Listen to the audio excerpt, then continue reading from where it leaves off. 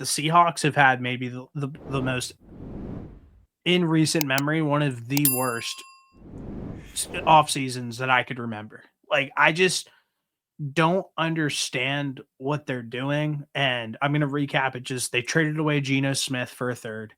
They traded away DK Metcalf for a second. They released Tyler Lockett. You sign a 31-year-old Cooper Kupp to a 3-year deal. Bizarre. And then you sign a 32-year-old DeMarcus Lawrence to a 2-year contract. 3-year, 42 3-year mil. contract.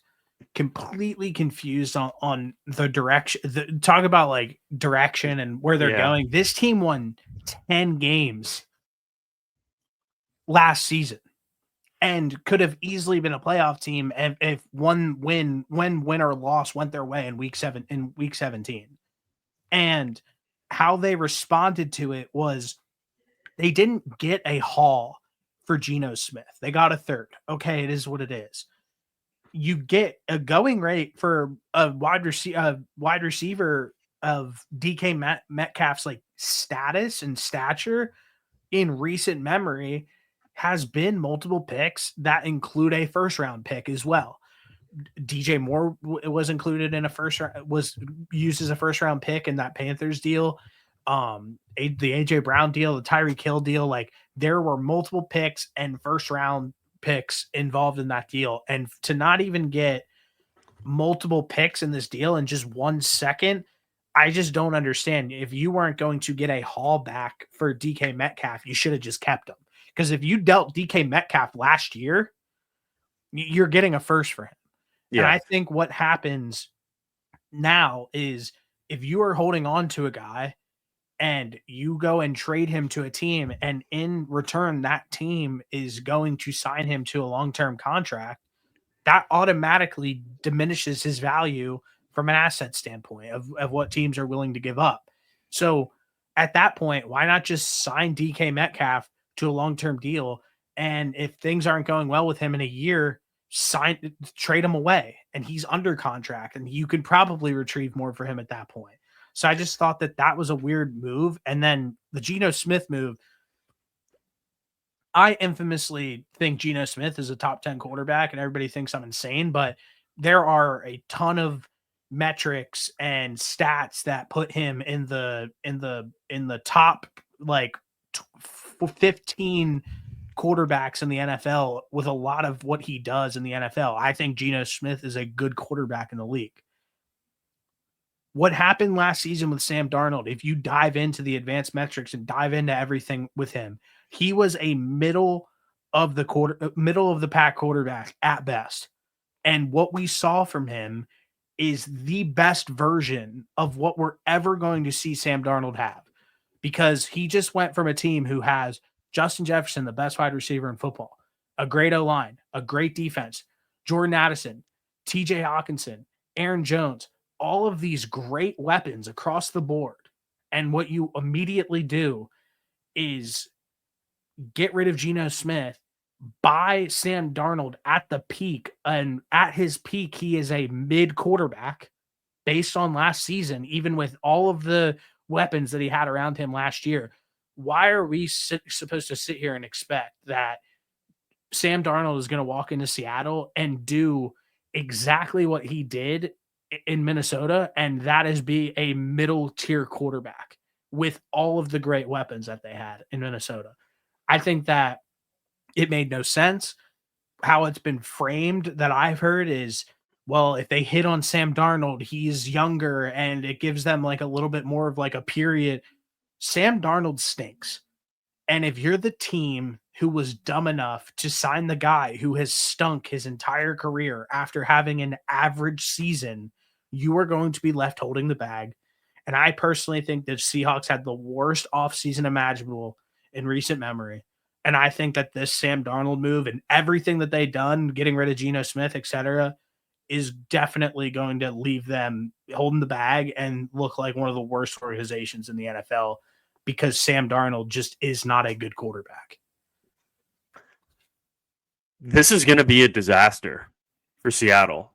He is going, Sam Darnold, great season compared to his previous seasons. Good for him. He got paid The only logical explanation for this is you're resetting the timeline, but I think that's just like a lazy excuse. And it's the only possible way that if you're a Seattle Seahawks fan, you can spin this scenario to make yourself feel good. Because you're getting a guy that had his best season of his NFL career with a guy that is a better coach than your head coach, better offensive line than your offensive line, better defense than your defense, better weapons than your weapons, and clearly a smarter front office than your front office. So I don't know what else you can, like, how else you can feel if you're a Seattle Seahawks fan about this situation other than, oh no. Because I'll tell you what, Justin Jefferson's not walking through that door. Kevin O'Connell's not walking through that door. TJ Hawkinson's not walking through that door. Cooper Kupp, sure, yeah, he once was great, but like he's definitely falling off. You still have Jackson Smith and Jigba, who I think is great, but I love JSN. But your offensive line is much worse. Darnold, you got to keep him upright. Your tight end is what, Noah Fant, not even close to compared to TJ Hawkinson. And the thing that Mike McDonald, is that his name? Yeah.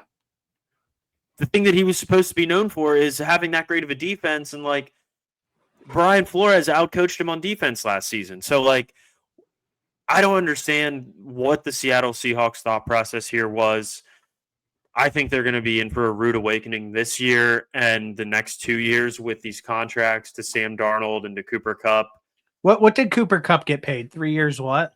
45. Cooper Kupp has, how many times has he played a full season in his career?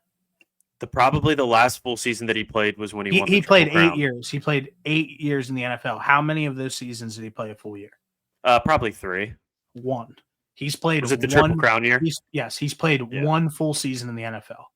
I like Cooper Kupp, but his career is extremely, extrememly overrated by every word. He's had one good season, and I hate the fact that they thought bringing in a 32-year-old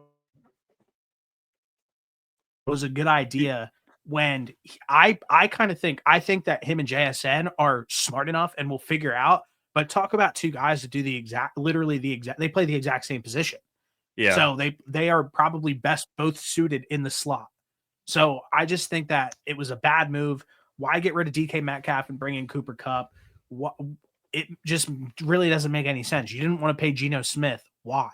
Geno Smith is people do this all the time. Somebody said to me the other day, like, oh, like, yeah, I don't know. Like, I wouldn't pay Brock Purdy. Like, I wouldn't do this. I wouldn't do that. It's like, why?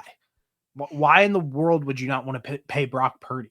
Look at what the Giants go through every year. Look at what the Browns go through for the last 20 years. Look at what the Jets have gone through the last 20 years. They can't get somebody in the building who has a clue.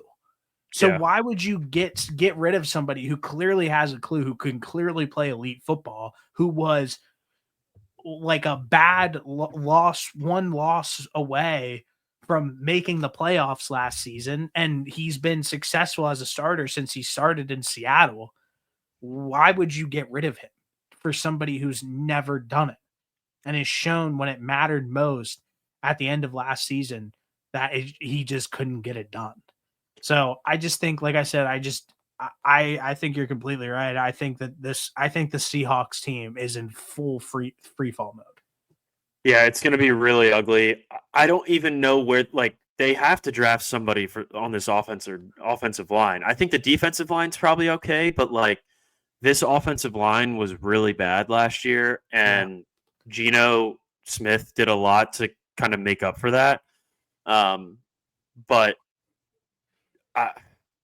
talk about buying high. We saw it happen with Baker Mayfield. Although Baker Mayfield put out film previously to more than one season of competent football, and then he got paid.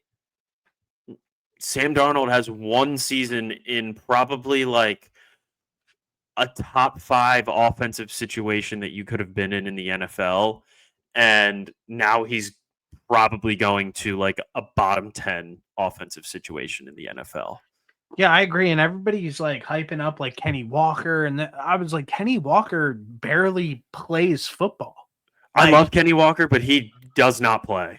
He he misses like doesn't 6 play. games a year. So I think that like everybody has like rose colored lenses on like a few plays that they've seen Kenny Walker have in his career. Like, don't hit me with that. Like, I think JSN is supremely talented, but I think that like look at what their receiving core was last year. Like Tyler Lockett, which I still think Tyler Lockett can play at a decent level. Like if you were gonna get rid of Tyler Lockett and bring in Cooper Kupp, I think at this point in their career, those guys are practically the same player. They brought in Marquez Valdez-Scantling on a 1-year, $5.5 million deal. You're telling me you couldn't give that to Tyler Lockett?